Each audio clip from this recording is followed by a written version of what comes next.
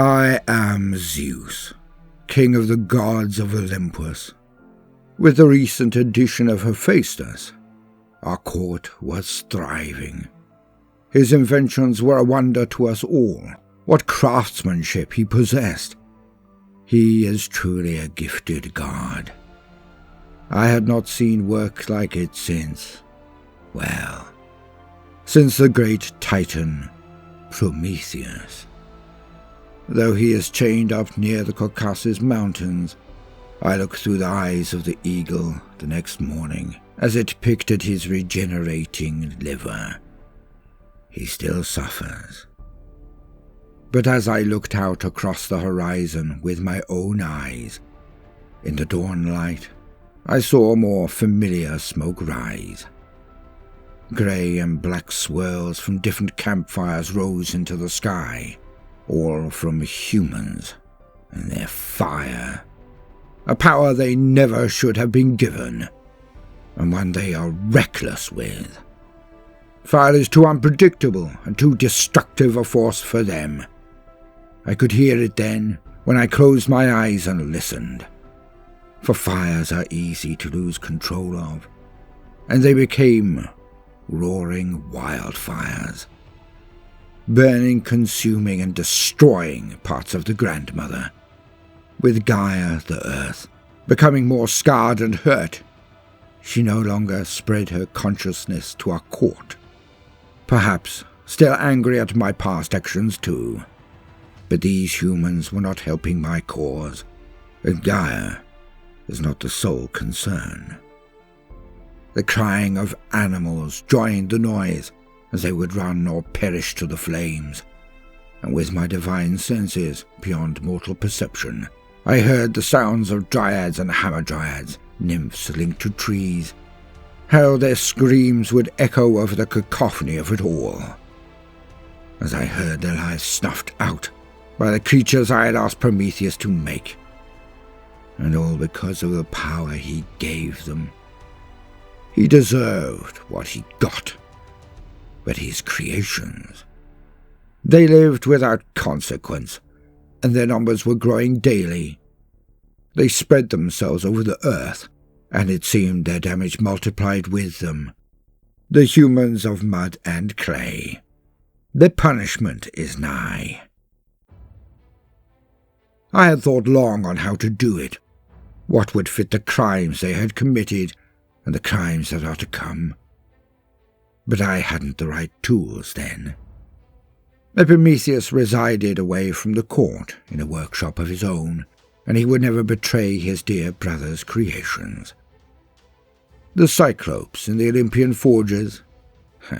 This work is too detailed for their large hands. But seeing the work of Hephaestus, I finally had all the pieces in place. I went to him that morning. He was already working, hammering away at red-hot metal when I walked in. There I gave him my specifications and the rough plans I had drawn up, but suggested he add his own artistic twist, as long as he followed the true purpose and intent. His eyes lit up, enamored with my plan. He rushed to draw up his own detailed blueprints.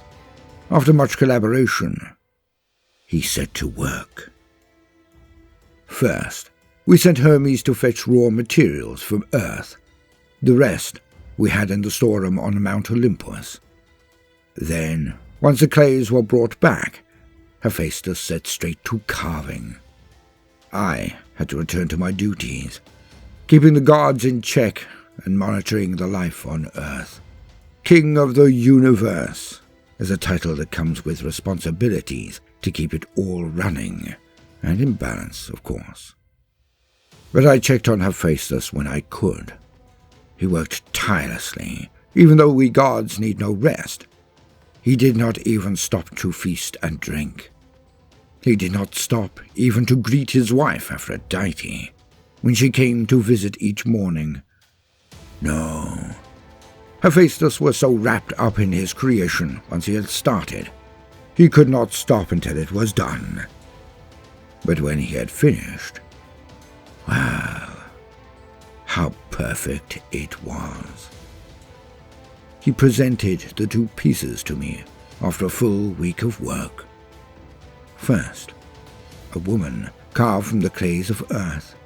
I had tasked him to make her appealing, but her beauty was more breathtaking than I had imagined, because she had features inspired by the goddesses here at court.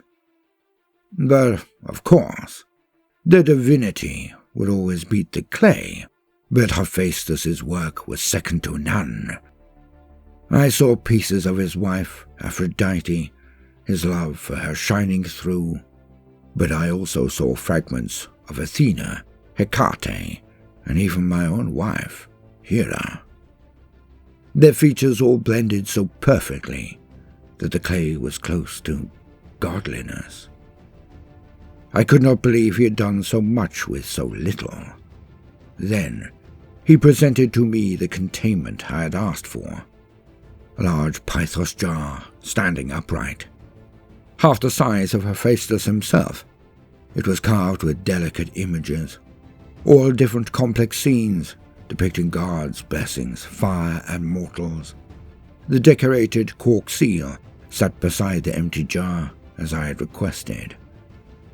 I praised Hephaestus for his outstanding work, and then summoned the rest of the gods and goddesses at court.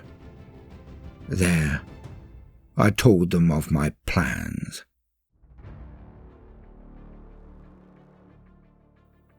For too long have these mortals gone unpunished for their crimes, but today they shall learn a great lesson. We all know of the punishment of Prometheus. His vanity in upsetting the balance of nature has led him to this path. But the mortals, they hurt the animals beside them. They hurt the nymphs in the trees above them. And they hurt the grandmother below their very feet. As Prometheus hid his deceptions and laid out traps, we shall do the same to his precious mortals. Together with Hephaestus, we have created the perfect traps. With your help, my brothers, my sisters, my children, first, we shall fill the jar with only punishment and pain. Second, the clay woman. We shall all gift this woman with a blessing, perhaps beauty or wit, but she must be blessed with insatiable curiosity. It is vital to this plot. Once she is given the breath of life, we then forbid her from ever opening the jar. For we shall ship the jar and the woman to Earth, to Prometheus's own brother, Epimetheus. And then the mortal's downfall is ensured. My lord, I do not understand. How is their downfall assured if she does not open the jar? Oh, but she will. Her curiosity will eat her from the inside, and by the forbidding, it shall only make her need grow. It will be impossible to ignore. But once the seal is broken, it cannot be undone, and humanity will be put back in its place. The court erupted in cheers and laughter. The pythos jar was filled in an instant with all our foulest curses. But I snuck one extra final trap into the jar before sealing it tight. Aphrodite then stepped up to be the first to bestow her gift. Thus grace was gifted upon the stone beauty, and the rest of the gods lined up after her. The clay woman was gifted intellect, humor, and elegance. She was draped in the finest of clothes, adorned with gold and silver necklaces from the charities, blooming flowers woven into her hair by the Horae. And Hermes bestowed the voracious curiosity. Finally, Athena leant close to the clay and filled it with the breath of life. Pandora, the gift of all, was born. Both gifted by all the gods, and a gift herself for all of humanity. She took her first breath and opened her eyes. The first thing she saw was the jar, all by design. "Welcome to the world of the living, Pandora. You shall soon be sent to Earth, but know this.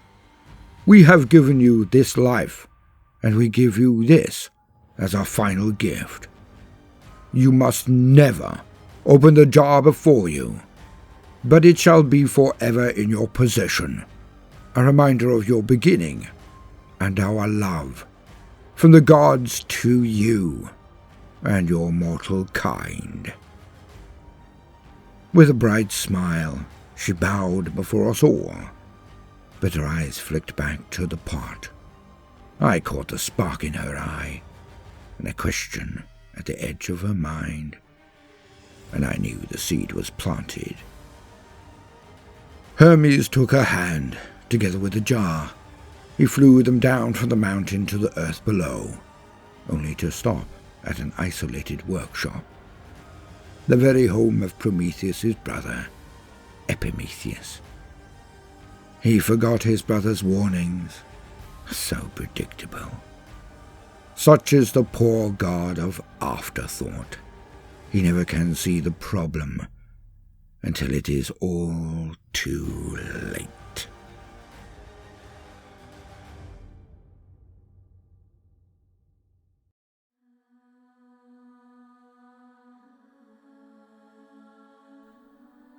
Since the beginning of my existence, all I had felt was awe. I was not a helpless child when I first woke into this life, for the gifts from the gods had provided me with much knowledge and wit, beauty and skill, all but experience.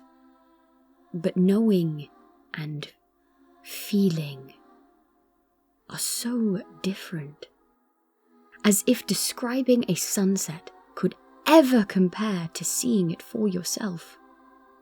I delighted in it all. The colours, the sights, the sounds and smells, all this life around me, and all so new. And Epimetheus, my destined husband, he was all too delighted to show the world to me.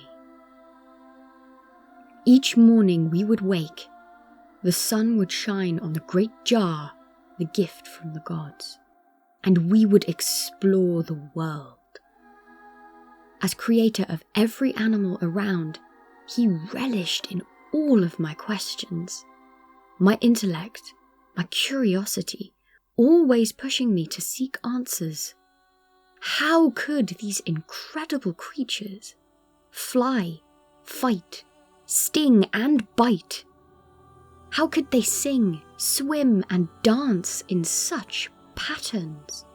I wanted to know it all. And Epimetheus answered all queries with a smile on his lips. And I drank it all in, every word fueling my overwhelmed mind. We took the time to explore every crevice of this world, together as companions first. But the more I learnt to love. And through our shared love of this world, we grew to love each other also. As I learnt, I studied more. I began asking deeper questions, and my thirst for knowledge and answers only grew. I learnt of the seas, the lands, the skies, and all the stars within them. Epimetheus showed me his art, his workshop full of tools and plans. But each night, I would see the great jar, the gift from the gods. Intricate decorations, so fascinating. So fascinating. I spent hours in the moonlight just looking at every inch of it. With all the answers I had gained, there was still one question taunting my mind. It felt like an itch, a small spike through my head. One burning question. What was inside? But the moon would set. I would remember my promise to Zeus himself, and I would retire to my chambers. As the weeks turned to months, the bond between Prometheus and myself blossomed and grew. He proposed we be wed, and united together as one. I agreed, and my heart rushed in my chest. I was so happy. But still, each night, the itching question grew. I would study the jar till the sun rose, unable to rest even before my own wedding. That day was supposed to be the happiest day of my life. My heart yearned for this, but my mind was elsewhere, during the ceremonies and rituals, the feast beyond, even the night's activities. All my mind could think of was the jar. What could it be? What was inside? I could not stand it. When Prometheus fell into satisfied slumber, I crept to the jar. One small peek. I thought it wouldn't hurt. I thought I would finally know. I would see some gold or jewels or light. I don't know. Anything, just something. Just to stop thinking of the question. The spike through my whole being that would not leave me. I just wanted to rest. But something inside me would not relent. I had to know. So I took the cork. I felt the design in the top of the lid, pressing into my palms, digging into the flesh. But I pulled. A pop sound echoed quietly, and there was nothing. But then I heard the sound of far-off screams and wails echoing out of the jar. They grew louder and louder as they reached the top. The sound filled the room as black smoke burst in swirls from the opening. The lid blew into the wall. Faces of people morphed, screaming and crying in the smokes. Then, oozing black sludge rose from the jar. All of it flew through the air, defying gravity. The noise was deafening as winds exploded from the lid. All of it, the smoke, sludge, and winds growing and blasting from the room, filling it so much I could barely see. It escaped through the windows into the night sky. The smell was like burning bodies and rotten meat. I gagged and spluttered. But as the smoke screams blew through my body, I heard whispered voices. The spirits calling their own names, their curses on all of humanity. Plagues, disease, sickness, and the pains of old age, rage, jealousy, greed, to break all honesty between humans. With broken trust and restraint gone, the sickness brings scarcity, and the voices vibrated through my body. They screamed, for the future of humans to perish at the hands of each other. It all became too much for my body. All of it rushed around me, and I collapsed to the floor. When I awoke again, all blackness around me.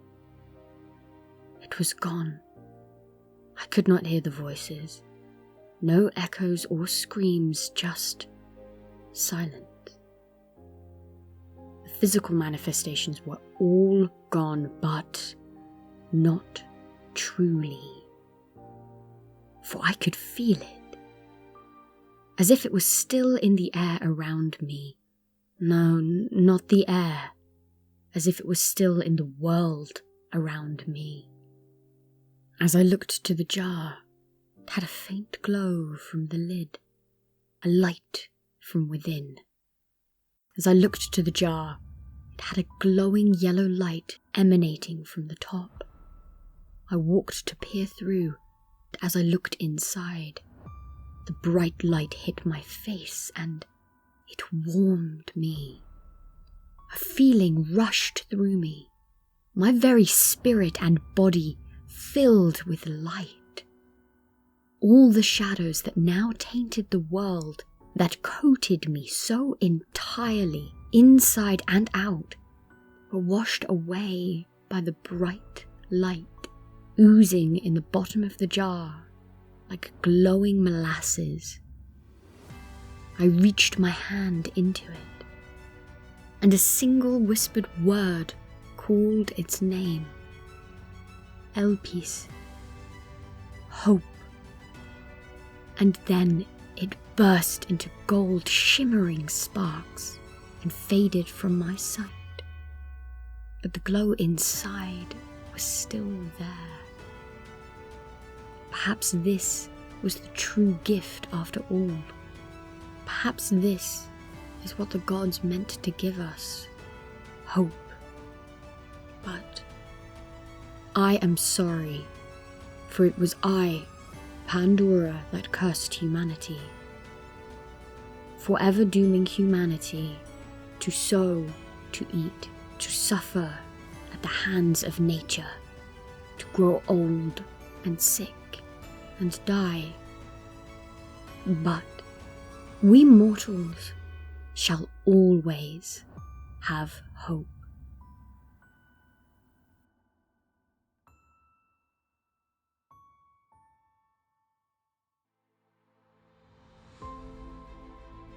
We gods watched from Olympus and laughed as the court celebrated a plot well done. Drinking, dancing, and music began. But Athena snuck away from the crowd. She looked down the mountainside onto earth. I joined her as she watched Pandora closely, and she saw the sparks of hope and turned to me with a puzzled look. Before she could speak, I answered. Why leave them with hope? For all the evils released, who could want to live in such a world? Who could bear it? How? Hope. Hope keeps them going. But what they do not see is that this is the best part of the trap. For all the torment they endure, hope keeps them in it. Hope keeps the punishment going forever. It keeps them fighting amongst themselves, diseases quelling their growing numbers, the forces of nature culling their masses. Perhaps even enough that Gaia may finally get some peace. But most of all, I do not hate them. This way, they can fight, survive once more. Together, one day perhaps they will grow. The hope will inspire them to be better, to love and respect Gaia, the earth, as we all do. And they could not go unpunished for such power. Prometheus gave too much, so we must take to even the balance. It is the burden of the king to make difficult decisions for the good of all. Athena left me to join the court's feast again. I am alone, and I look out. With the balance between man and nature finally restored, I call once more to Gaia. But still, she would not come to court. I thought this was because of her previous distraction, the humans. But it was not. Dark clouds arise. Grandmother is on the move. However, that is a tale for another time.